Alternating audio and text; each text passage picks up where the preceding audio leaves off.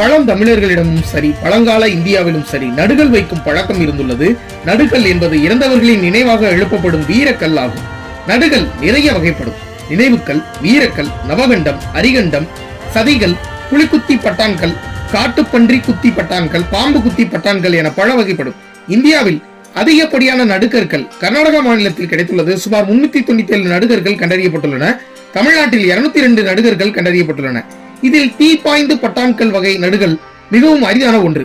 அதாவது அரசனுக்காக சேவை செய்தவர்கள் விண்ணுலகில் அவருக்கு பணி செய்ய மன்னர் இறந்த பின்னர் தீயில் பாய்ந்து உயிரை மாய்த்துக் கொள்வதுதான் தீப்பாய்ந்து பட்டான்கள் ஆகும். இதில் முதல் வரிசையில் மன்னருடன் சேவகர்கள் இருக்கின்றனர். இரண்டாம் வரிசையில் மன்னரின் உடலை பூதகன்னிகள் கூட்டுச் செல்கின்றனர்.